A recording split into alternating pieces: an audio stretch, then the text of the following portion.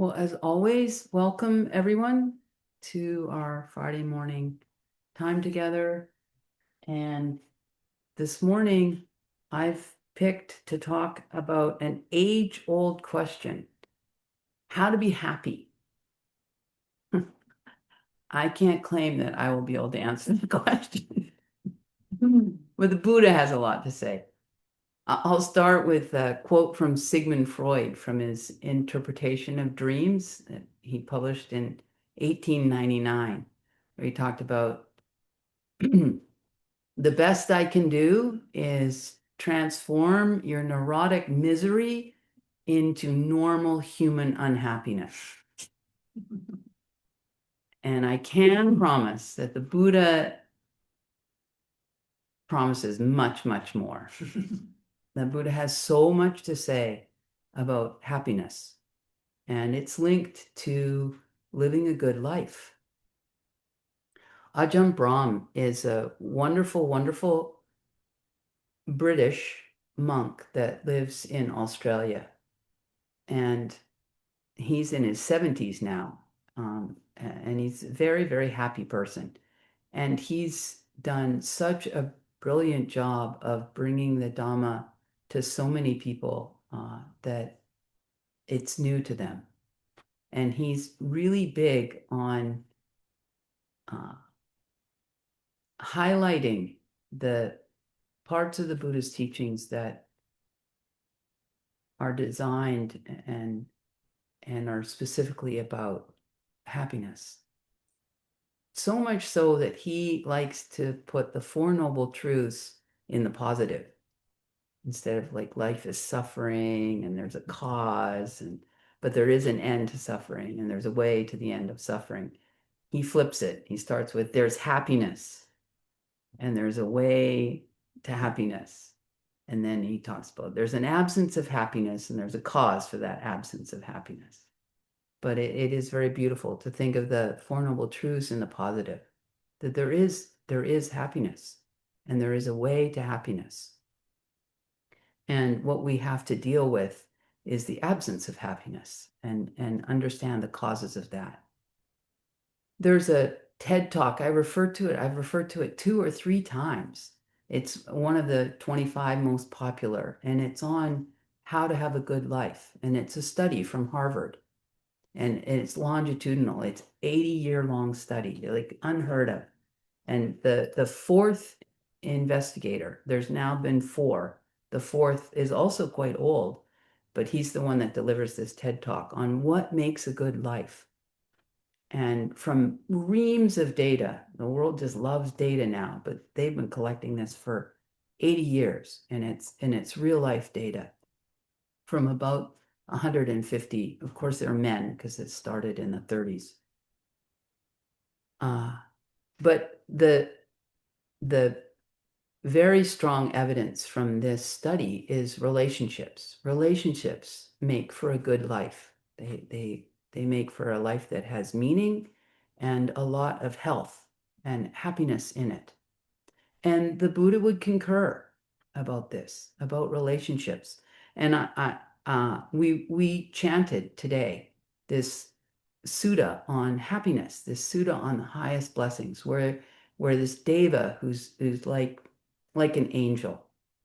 It's a being that's not in the human realm, but's living a life in a higher realm where you'd think there's much more happiness, and there is. The heavenly realms in the Buddha's teachings and clearly in other spiritual traditions are better, better than an earthly life. Much less misery and poverty and pain. It's a pleasure, like sort of the lives of the rich and famous are the heavenly realms. And still, this deva realizes, oh, there's an awakened one on the earth. There's an awakened one, and comes and visits the Buddha at night and asks. And this was the beginning of what we chanted today. Devas are concerned for happiness, and they ever long for peace. And the same's true of humankind. What then makes for happiness? What then are the highest blessings? And then 10 stanzas that the sutta goes on, where the Buddha describes all these different components that are recipes for living a good life and for happiness. And we're going to look at that sutta in detail over the next few weeks. And it's a beautiful sutta because it's describing a lay life. It's not a monastic life. It's a lay life, and there's so much to be inspired and learn from this sutta. So I'm looking forward to doing that. But today I want to do a bit of a broader brush, not get into the specifics so much, but really the orientation. What's the orientation that makes for a good life? And again, this Harvard study that's talking about relationships, and the very first stanza, the very first thing that the Buddha says about a good life is actually the only stanza that's not completely true. But it's definitely pointing to an external, which is that it's a huge source of happiness to not have to spend too much time around people that are foolish, people that are not trying to likewise live a good life based on a sense of integrity and having a clear understanding of their own core values and living from that place. And then it's a huge boon for us if we can be around other people that are trying to do that. They're trying to live from values of honesty and care and responsibility. And so this is where the Buddha is talking about relationships. And then he goes on, and what I would add in that the Buddha talks a lot about in terms of happiness and living a good life is our relationship with ourselves, our relationship with our internal world. And this is the jumping off point. It's the fundamental premise that the Buddha lays out, that you have to take on board to some degree if you are going to really invest in a meditative life, in a spiritual life. And that is that the mind, our internal world, can change, that it can be molded, it can be trained, that we're not just, oh, yeah, I've always been impatient. That's the way I am. Like we've inherited genetically this personality that we're kind of stuck with. The Buddhist teachings are don't accept that at all. That the idea is that the mind, our internal world, our emotions, our moods, our habits, all of these things are moldable. All of these things are areas for us to put a lot of energy and skill and knowledge to. This is the key, that the answer for happiness is not where I live and who I married and what I do for work. No, these externals are externals, and that the true source of happiness lies in the human heart. In the Dhammapada, which is a kind of like Proverbs of Buddhism. It's this pithy collection of these powerful sayings that the Buddha gave. And this verse actually appears twice in the Dhammapada. I think it's so important where the Buddha is absolutely illustrating everything I just said, that the mind is moldable, it's trainable. We're not victims. We're not servants of our mind. We are if we don't take up the practice to train the mind, then we are. but it doesn't need to be like that. The Buddha talks about irrigators guide water, and fletchers shape arrows. They straighten arrows, and carpenters fashion wood, and the wise, the sage, tames the mind. And we do need to work with our minds like an irrigator and a fletcher and a carpenter, with skill, having being an apprentice, and with a goal. And like this verse, it kind of has a bit of a sequence in it. Water is definitely easier to direct, and then just a set piece of wood, to straighten, and then whoa, fashion wood, like that. There really takes skill to work with wood. I love working with wood. It's sort of how I got through high school, was just being in shop class. And it'd be about 2 in the afternoon, and my shop teacher would come over. So, say my lay name, and don't you think you should go to a class today? But there were, and it was all boys, of course, but there were boys in grade 11 and grade 12 that were making canoes out of wood. And they weren't, taking a tree and carving it out like some societies and cultures have done. They were actually taking small strips of wood and wetting them and then putting them on this mold. They were literally bending the wood. It was just wonderful to watch. And our minds can be like that at times. It can be like wood. And we need all of the right tools, and to wet it and to very patiently put it on this mold.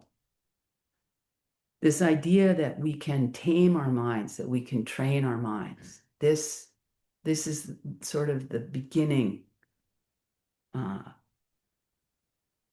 premise that you have to accept. And it's so exciting. It's kind of like, oof, I'm responsible. I'm actually responsible for what I'm thinking. I'm actually responsible for what I'm feeling.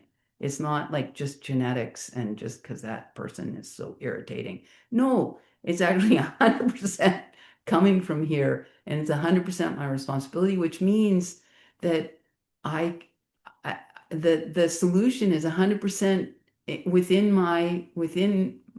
my what's the word? Purview? Purview, yeah. Purview. Yeah. That's the word I want. Yeah. And I'll have to say, I think as soon as you begin to meditate, you start to like, it can be like a bit of a cold water on the face. I came to the teachings later in life, and so I had 2 children. I still have them. They're alive, thankfully, right at this time. I have 2 children, and so they were like, 20 and 18-ish when I started to meditate.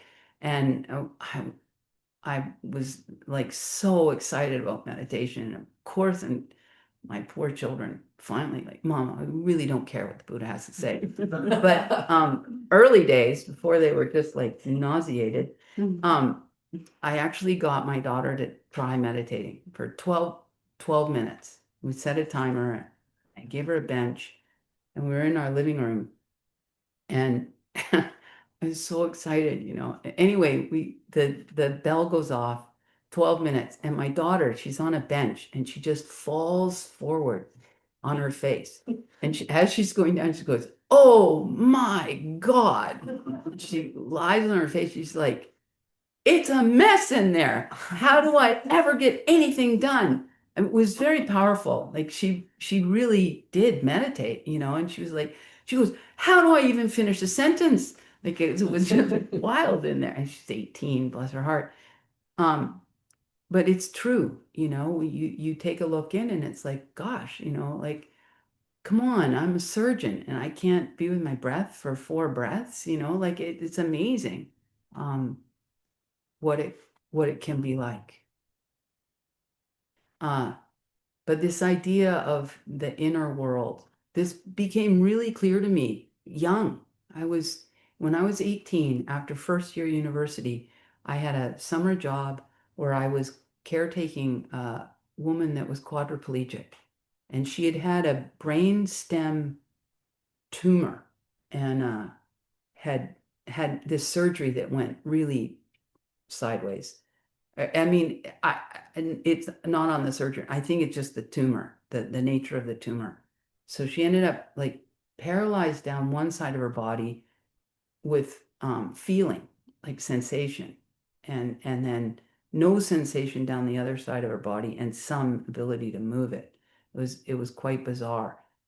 But I remember having this, she had a huge impact on me, her outlook. She was older, but she had a very, we had ended up with quite a deep relationship. And so then I wanted my parents to meet her and my family. And this one time we were having dinner at her house, and my brother was there, my brother next to me in age, who struggled with mental illness the I would say his whole life from since he was about 12. And so he was 21, he's completely fit, quite good looking, very smart. And I remember looking at him and looking at her. I was 18 and knowing I would rather be her. I would rather be in her life and in her body and in her mind, as it was clear to me that the condition of your mind is much, much more of a determining factor on the condition of your life than the condition of your body. And this is what the Buddha is saying, that uh, that we have so much that we can do for our minds and for our inner life. There's a very beautiful book by Sylvia Boorstein with the best title. Happiness is an inside job. So, and this is the Buddhist teaching. Happiness is an inside job. And I want to read from this book of Celtic wisdom. I don't typically do this. Sumangala lent this book to me, and it is just so beautiful. John O'Donohue, if you've not heard of him, really a Celtic mystic. He's now passed away, died in like age 52. But he's speaking about this beautiful invitation and possibility and necessity to put much more attention and focus on our inner life than we're ever going to hear from our culture. We're being dragged out, and being fed something that actually is very foolish. That somehow this, that is a success, is happiness. No, to the contrary. I'm going to read an entire paragraph. If we become addicted to the external, our interiority will haunt us. We will become hungry with a hunger no image, person, or deed can still. To be wholesome, we must remain truthful to our vulnerable complexity. In order to keep our balance, we need to hold the interior and exterior, visible and invisible, known and unknown, ancient and new, together. No one else can undertake this task for you. You are the one and only threshold of an inner world. This wholesomeness is holiness. And to be holy is to be natural, to befriend the worlds that come to balance inside you. Behind the facade of image and distraction, each person is an artist in this primal and inescapable sense. Each one of us is doomed and privileged to be an inner artist who carries and shapes a unique world.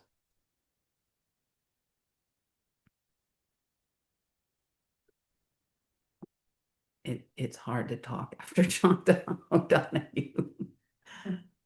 Doomed and privileged. And we carry and we shape this inner world. And we all live, literally, we all live in our own world. And the Buddha is so clear about that. And it is very linked. The condition of that inner world is completely a proximate cause of our happiness. The opening words of this Dhammapada, this book of Proverbs that I mentioned earlier, all experience is preceded by mind, internal, led by mind, made by mind. Speak or act with a peaceful mind, and happiness follows like a never departing shadow.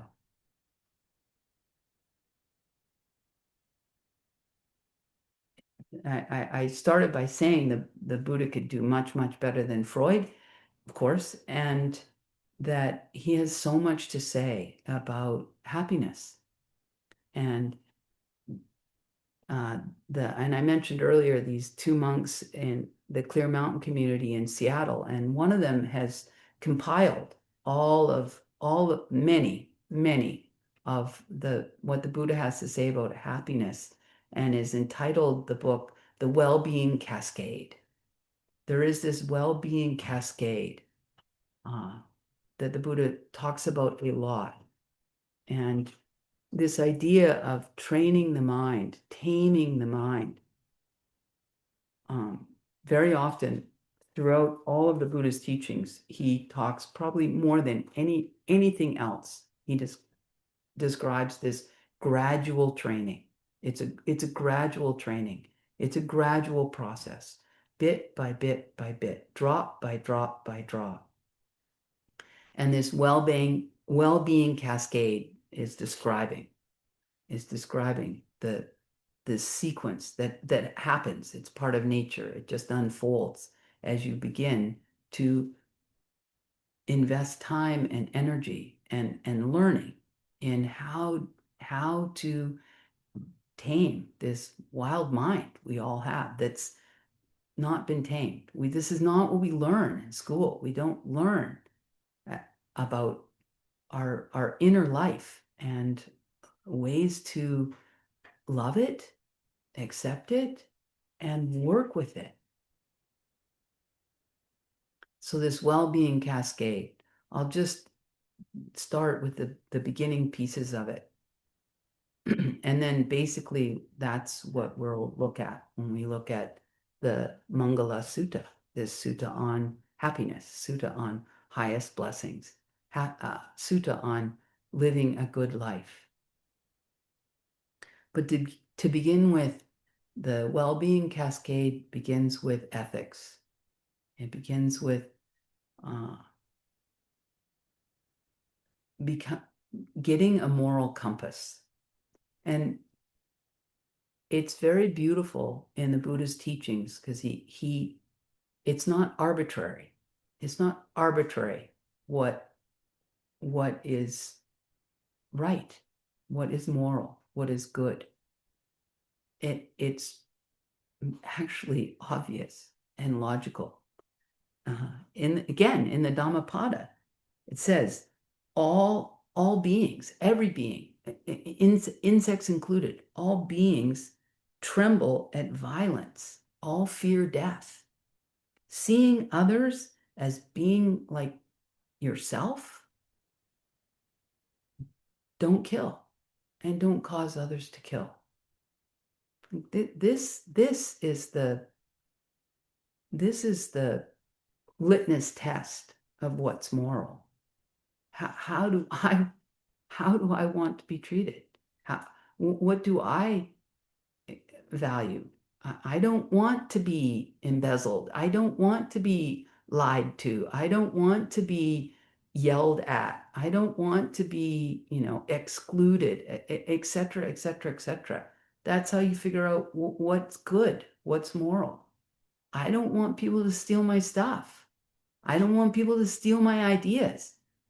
We work in workplaces sometimes where people, they will do that. They don't credit you. That was my idea.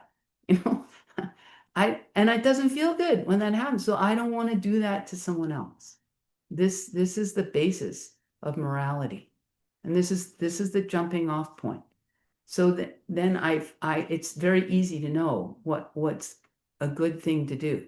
How would I want to be treated?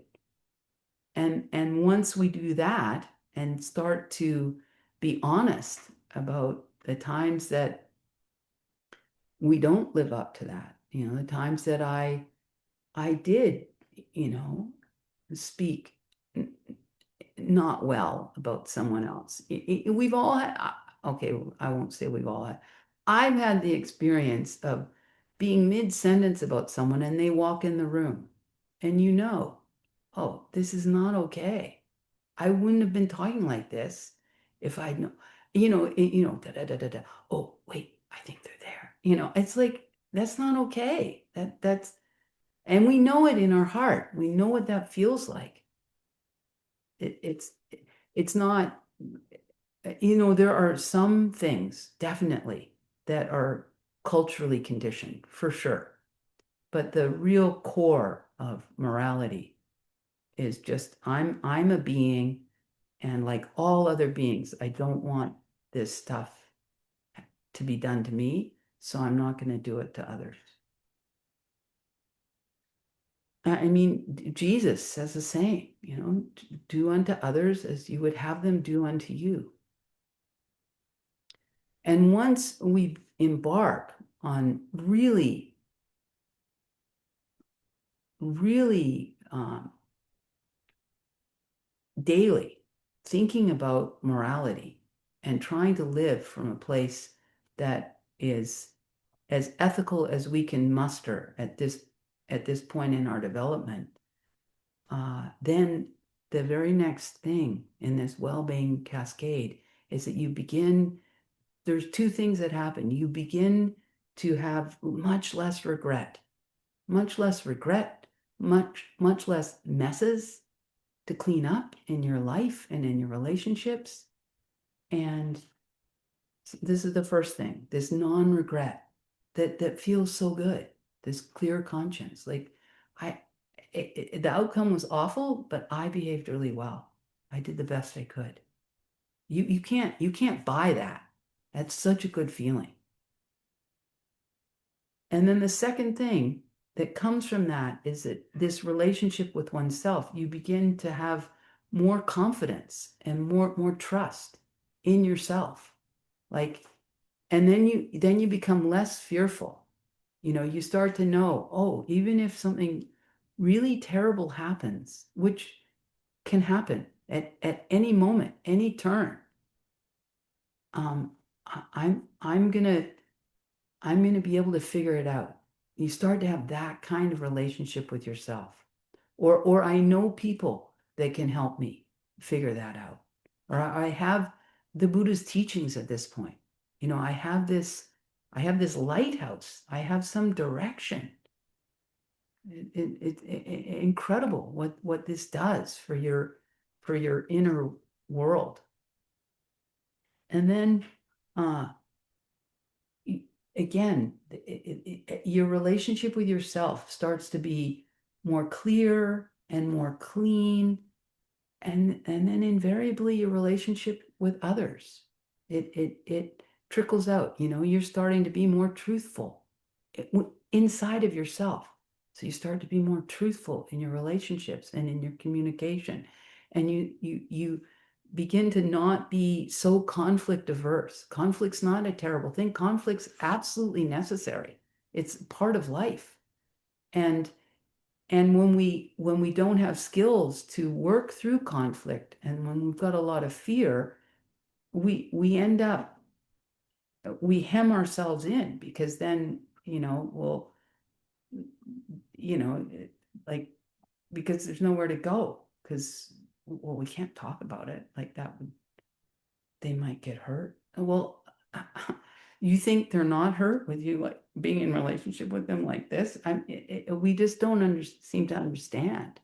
Like, relationships have to be honest. And just like I have conflict with myself, I have conflict in my own mind. should I, shouldn't I want to, I don't want to, oh, it'd be good, no, I shouldn't have, this is in my own mind. Of course it's going to be in my relationships. And you start to have uh, some wisdom and direction for dealing with all of what John O'Donohue calls the our vulnerable complexity. And and that's the truth.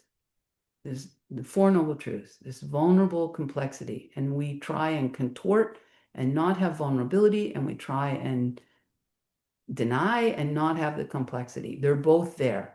That is life. And so the Buddha is saying it's great. You can roll up your sleeves and get to work, and it will make such a huge difference. And then, uh, you know, uh, uh, you can't talk about happiness. I can't talk about happiness without mentioning the Dalai Lama, because this is a very happy being and a being that has done so much good for the entire world, and a being that his entire country is under communism and suffering terribly. So this is a being that is very, very, very in touch with their vulnerable complexity and of all beings. And the Dalai Lama talks about happiness wells up when there's a sense of kindness and warm-heartedness towards others. And this begins to happen as you start to put energy and attention to your inner world. Then the things that are constricting the heart and the fear that's there and the insecurity and the confusion starts to all clean up. We're all the same. We're all the same as human beings. This is the foundation of our morality. We're born the same way, we die the same way, and we all want to lead happy lives. And the key to happiness is peace of mind. And it comes from this non-regret and having a lighthouse, having some direction for our inner lives that come from spiritual teachings. And then there's the possibility there's the inspiration of those that have walked down this path and gone before us, and they have trained their minds. It's so inspiring. I mean, there's so many examples in the world, beings that, I mean, all of us know, like the Martin Luther Kings and the Gandhis and the Nelson Mandelas and the Malala Yusuf Fassi. I can't say her name right, but you know who I'm talking about, the Afghanistan young girl, not a young girl anymore, a very, very powerful young woman. But there are also countless beings that many of us don't learn about. And I want to end um, with us being very inspired to put more time and attention to our inner world with two examples uh, that they're known some, but they're not like Nelson Mandela. They're not known like that. And one is a Tibetan Buddhist monk that was imprisoned by the Chinese for 33 years. And his name is Palden Gyatso.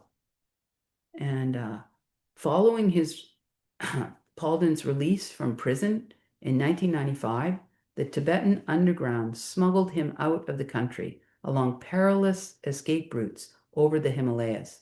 They hoped he would tell the world about his experiences in the Tibetan Gulag. Since then, he's testified before the United Nations Tribunal, addressed pro-Tibetan protests in the West, and with the help of his translator, Tsering Shakya, written a memoir, Fire Under the Snow. And how had he been able to avoid hating the Chinese? This is in an interview. After Tsering had translated this question about that, Palden shook his head vigorously. And then he says that the interviewer hadn't understood him. And Palden goes on to say, it's not that I was without hatred. especially when I was being tortured by my guards. I had immense hatred towards them because I was being hurt. But as a religious person, after the event, I could reflect on what had happened, and I could see that those who inflicted torture did so out of their own ignorance. As a religious person, I have to sit back and ask myself, what is all this? Buddhist teachings say, don't let your calm be disturbed and do not respond to anger with anger. So he was able, I mean, he's honest. Like, no, it was hell. Yes, I hated them as it was happening, but I didn't stay there because I have these wisdom teachings, and I understand that if I hate them, I'm in the same boat, and they've hurt me twice. They've hurt my body and they've hurt my mind. So he didn't give them that power. It's amazing and it's possible. The second being that I want to talk about is this incredible Dutch Jewish woman who lived through the Holocaust. She didn't. She lived through most of the Holocaust. She didn't survive. And her name is Etty Hillesen. And she's written it's kind of like the adult version of the Diary of Anne Frank, but it's not known as much as you'd think. Uh, she's written, so her diaries have been translated into English, her diaries of the entire time that this was happening. And it's called An Interrupted Life. And she was deeply Christian, and truly, as things got more and more horrific, her inner world got more and more beautiful and more bright, and she had deep, deep realizations of truth. And I'll read two short quotes from her diary, and you'll get a flavor. And this is when she's in Westerbrock, the camp, the internment camp, waiting to be put taken to the camps. So weekly, a train load would be uh, assigned and put on the train and taken. So this is when she's still in the camp, waiting. And she writes, the sky is full of birds. The purple lupins stand up so regally and peacefully. Two little old women have sat down for a chat. The sun is shining on my face, and right before our eyes, mass murder. The whole thing is simply beyond comprehension. And then she writes, everywhere, things are both very good and very bad at the same time. The two are in balance everywhere and always. I never have the feeling that I've got to make the best of things. Everything's fine just the way it is. This is a woman waiting to get on a train to go to Auschwitz. Every situation, however miserable, is complete in itself and contains the good as well as the bad. And she saw it as her duty to help others that obviously were not being able to bear up and respond to the horrific situation they were in with the kind of equanimity and wisdom and insight that Etty had. It's very inspiring, the potential of the human mind and the potential for each of us in our lives to have peace and ease and insight and equanimity and love and an open heart. So I'll end there. And